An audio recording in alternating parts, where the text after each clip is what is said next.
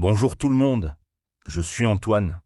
Gabriel, ce matin, j'ai vécu une aventure incroyable dans les transports en commun. Tu sais que je prends le RER tous les jours pour aller au travail, mais aujourd'hui c'était complètement différent de d'habitude. Bienvenue dans Wow Spoken French, cher auditeur. Où Antoine, les transports parisiens nous réservent toujours des surprises. Je suis très curieuse d'entendre ton histoire. Raconte-nous donc cette aventure matinale dans le RER. Alors voilà, je prends normalement le RER à 7h30 précise tous les matins. C'est ma routine depuis 3 ans. 15 minutes de marche jusqu'à la station, puis 45 minutes de trajet jusqu'au bureau. Mais ce matin, tout a commencé à mal tourner dès la sortie de chez moi. Ah, les aléas du transport quotidien.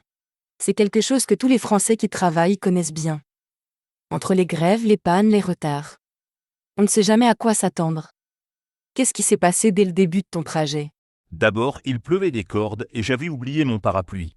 Ensuite, en arrivant à la station, j'ai vu une foule énorme devant les portiques. Il y avait une pancarte qui annonçait trafic interrompu sur la ligne à incident technique. Tous les voyageurs avaient l'air aussi perdus que moi.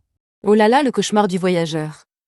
Ces pannes techniques arrivent malheureusement assez souvent sur le réseau francilien. Et quand ça tombe aux heures de pointe, c'est la catastrophe totale. Comment as-tu réagi face à cette situation? Au début, j'ai paniqué. J'avais une réunion importante à 9h et je ne savais absolument pas comment m'y rendre autrement. Mais une dame à côté de moi a commencé à expliquer à tout le monde les solutions alternatives. Elle connaissait parfaitement le réseau de transport parisien. Ah, ces voyageurs expérimentés qui deviennent des guides improvisés. C'est typiquement parisien ça. Dans les moments de crise, il y a toujours quelqu'un pour partager ses connaissances et aider les autres. Quel conseil cette dame providentielle vous a-t-elle donné? Elle nous a expliqué qu'on pouvait prendre le bus jusqu'à Nation, puis le métro ligne 1 jusqu'à Châtelet, et enfin le RER B jusqu'à notre destination. Ça semblait compliqué, mais elle a dit que ça ne prendrait que 20 minutes de plus que d'habitude. Un groupe de 5 personnes a décidé de la suivre. Quelle solidarité! C'est beau de voir comment les gens s'entraident dans ces situations difficiles. Et puis découvrir de nouveaux itinéraires, c'est parfois une aventure enrichissante. Comment s'est déroulé ce parcours alternatif improvisé? C'était fascinant. D'abord, dans le bus, on a commencé à discuter tous ensemble. Il y avait un étudiant qui allait à la Sorbonne, une infirmière qui travaillait à l'hôpital Saint-Antoine, un retraité qui allait rendre visite à sa fille, et une touriste japonaise complètement perdue. Quel mélange intéressant! C'est ça qui est merveilleux avec les transports en commun. On côtoie une diversité incroyable de personnes, chacune avec son histoire, sa destination, ses préoccupations. Et la touriste japonaise, elle s'en sortait comment? Elle était adorable. Elle parlait un français hésitant mais très mignon. Elle cherchait le Louvre et pensait qu'elle était complètement perdue à cause de la panne. L'étudiant et moi, on lui a expliqué comment s'y rendre depuis Châtelet. Elle était tellement reconnaissante. C'est charmant. Ces rencontres fortuites dans les transports créent parfois de jolis moments d'humanité. Et c'est vrai que pour les touristes, notre réseau de transport peut sembler très complexe au début. Vous avez été de parfaits ambassadeurs parisiens. En arrivant à Nation, notre petit groupe s'est dirigé vers le métro. Et la nouvelle surprise, la ligne 1 était bondée. C'était l'heure de pointe et avec les problèmes sur le RER A, tous les voyageurs s'étaient rabattus sur le métro. On était serrés comme des sardines. Ah, les joies de l'effet domino dans les transports parisiens. Quand une ligne a des problèmes, toutes les autres sont impactées. Et la ligne 1 aux heures de pointe, c'est déjà sportif en temps normal. Comment avez-vous survécu à cette épreuve collective? Bizarrement, au lieu d'être stressés, on a commencé à rire de la situation. L'infirmière nous racontait des anecdotes sur ses trajets quotidiens, l'étudiant nous parlait de ses cours, et même la touriste japonaise riait en essayant de prendre des photos discrètes de cette foule parisienne. Quelle belle attitude!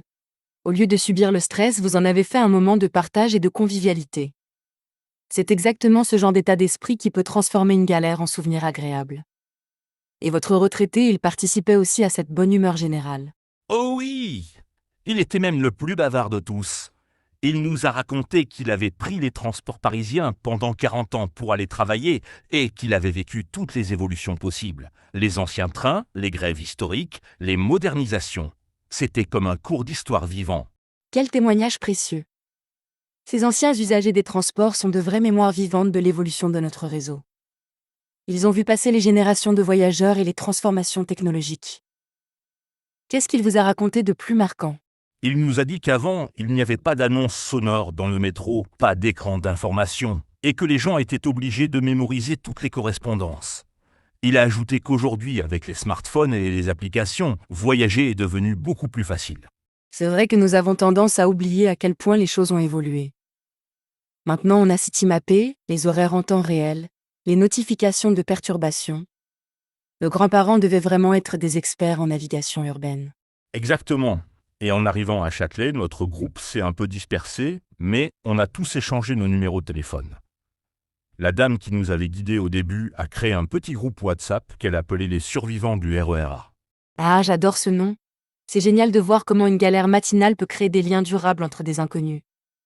Vous avez transformé une panne de transport en opportunité de rencontre sociale. C'est exactement ça. Et en prenant finalement le RER B, on a continué à discuter de nos habitudes de transport quotidiennes. J'ai découvert que chacun avait développé ses propres stratégies pour optimiser ses trajets domicile-travail. Oh, c'est un sujet passionnant. Chaque voyageur régulier devient un expert de son itinéraire. On connaît les meilleures places dans les wagons, les heures où il y a moins de monde, les correspondances les plus rapides. Quelles stratégies vos nouveaux amis ont-ils partagées? L'infirmière nous a expliqué qu'elle prend toujours le premier wagon du métro parce qu'il y a moins de monde et que la sortie est plus proche de son hôpital. L'étudiant, lui, a téléchargé toutes les applications possibles pour être alerté en temps réel des perturbations. Très malin. Chacun adapte ses habitudes à ses besoins spécifiques. C'est l'art de l'optimisation du trajet quotidien. Et toi, Antoine, quelles sont les propres astuces pour rendre tes trajets plus agréables ou plus efficaces? Moi, j'ai mes petites habitudes. Je prends toujours le même wagon, je m'assois à la même place quand c'est possible, et j'ai mes horaires précis pour éviter la grande foule. Mais surtout, j'utilise ce temps de transport pour lire ou écouter des podcasts comme le nôtre. Excellente stratégie. Transformer le temps de transport en temps utile ou de plaisir, c'est la clé pour bien vivre ses trajets quotidiens. Beaucoup de Français utilisent leur trajet pour lire, étudier ou se détendre avant d'arriver au bureau. Et ce qui m'a frappé ce matin, c'est de réaliser à quel point nos trajets quotidiens font partie de notre identité. On reconnaît les autres voyageurs réguliers, on a nos repères, nos habitudes. C'est comme une petite communauté mobile. C'est une observation très juste. Les transports en commun créent effectivement des micro-communautés. On voit les mêmes visages chaque jour, on développe une sorte de familiarité silencieuse avec nos compagnons de voyage réguliers. Exactement. Il y a cette dame que je croise tous les matins dans le même wagon. On se sourit poliment, mais on ne s'est jamais parlé. Il y a aussi ce monsieur qui lit toujours le même journal et cette étudiante qui révise ses cours avec ses surligneurs colorés.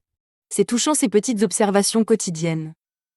Nous devenons tous des personnages dans la routine des autres, sans même nous en rendre compte. Ces trajets partagés créent une forme de lien social discret mais réel. Et après cette aventure de ce matin, je me dis que je devrais peut-être être plus ouvert aux conversations dans les transports. Finalement, derrière chaque voyageur silencieux, il y a sûrement des histoires passionnantes à découvrir. C'est une belle résolution. Bien sûr, il faut respecter l'intimité de chacun, mais un sourire, un petit service rendu, ou une conversation spontanée peuvent vraiment égayer un trajet quotidien. Et en cas de problème, comme ce matin, l'entraide devient naturelle. D'ailleurs, en arrivant au bureau, j'ai raconté mon aventure à mes collègues et chacun avait ses propres histoires de transport. Mon collègue Marc prend le tramway tous les jours et il dit que c'est beaucoup plus détendu que le métro. Ah oui, le tramway. C'est vrai que l'ambiance y est souvent différente. Plus spacieux, plus lumineux, avec vue sur l'extérieur. Chaque mode de transport a ses avantages et ses inconvénients. Qu'est-ce que tes autres collègues t'ont raconté sur leur trajet?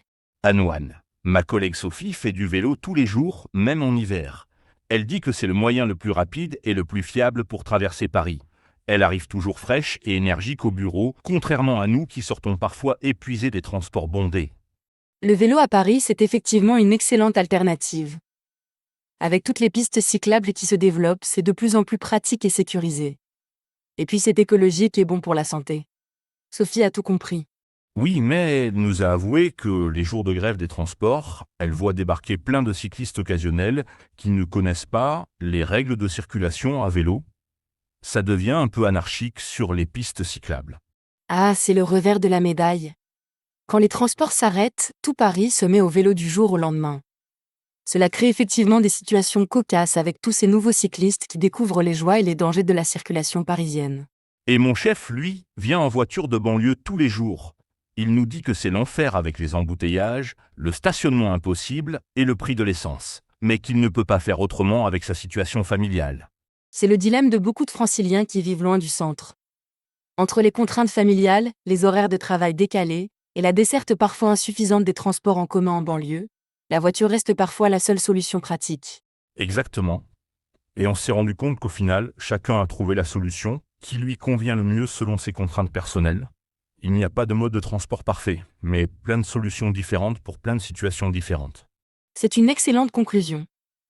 La richesse du réseau de transport francilien, c'est justement cette diversité d'options. Entre le métro, le RER, les bus, les tramways, les vélos, les trottinettes, chacun peut composer son itinéraire idéal. Et ce qui m'a le plus marqué aujourd'hui, c'est de réaliser que nos trajets quotidiens ne sont pas juste des déplacements fonctionnels. C'est aussi du temps pour soi, des occasions de rencontres, des moments d'observation de la ville et de ses habitants. Quelle belle réflexion, Antoine. Nos trajets quotidiens font partie intégrante de notre qualité de vie urbaine. C'est le moment de transition entre la maison et le travail. Un temps de préparation mentale ou de décompression selon le sens du voyage. Oui, et maintenant, grâce à ma petite aventure de ce matin, j'ai découvert un nouvel itinéraire que je pourrais utiliser de temps en temps pour varier les plaisirs. Et surtout, j'ai rencontré des gens formidables que j'espère revoir. C'est merveilleux. Ton récit nous montre que même les galères de transport peuvent se transformer en expériences enrichissantes, quand on garde un état d'esprit ouvert et positif. Et qui sait, peut-être que tes nouveaux amis du groupe WhatsApp organiseront des sorties ensemble. J'espère bien. D'ailleurs, la dame qui nous avait guidés a déjà proposé qu'on se retrouve pour boire un verre et échanger nos meilleures anecdotes de transport parisien. Je pense qu'on aura de quoi alimenter la conversation. Excellente idée. Les histoires de transport, c'est un sujet inépuisable pour tous les Parisiens. Entre les retards légendaires, les voyageurs pittoresques et les musiciens du métro, les contrôleurs sympathiques, il y a matière à raconter des heures d'anecdotes. Exactement. Et en rentrant ce soir, je vais regarder mon trajet quotidien avec un œil nouveau. Au lieu de subir passivement ce temps de transport, je vais essayer d'en faire un moment plus conscient et plus ouvert aux rencontres. C'est une excellente résolution. Et puis on ne sait jamais quand la prochaine panne ou la prochaine grève va nous obliger à sortir de notre routine et à découvrir de nouveaux chemins, de nouveaux visages, de nouvelles histoires. C'est vrai. Et au final, cette petite galère matinale m'aura appris quelque chose d'important. Nos trajets quotidiens sont ce qu'on en fait. On peut les subir ou les vivre, s'isoler ou s'ouvrir aux autres, râler ou en profiter pour découvrir sa ville autrement. Parfaitement dit, Antoine. Nos trajets quotidiens sont un miroir de notre attitude face à la vie urbaine. Avec plus de 20 millions de voyages par jour sur le réseau francilien, imagine toutes les histoires, toutes les rencontres, tous les moments de vie qui s'y déroulent. C'est vertigineux quand on y pense. Chaque jour, des millions de Franciliens vivent leurs petites aventures dans les transports. Et moi qui croyais que prendre le RER était routinier et ennuyeux. Tu vois, il suffit parfois d'un petit imprévu pour redécouvrir la richesse de notre quotidien. Merci Antoine pour ce récit qui nous rappelle que l'aventure peut commencer dès qu'on sort de chez soi, même pour aller simplement au travail. Merci Gabriel, et à tous nos auditeurs qui prennent les transports en commun, la prochaine fois qu'il y a une panne ou un retard, essayez de voir ça comme une opportunité plutôt que comme une contrainte. Vous pourriez vivre de belles surprises. Excellent conseil. Et n'oubliez pas d'être bienveillant et solidaire avec vos compagnons de voyage. Dans les transports comme ailleurs, un sourire et un petit service peuvent vraiment changer la journée de quelqu'un. C'était Was Spoken French, bon voyage à tous.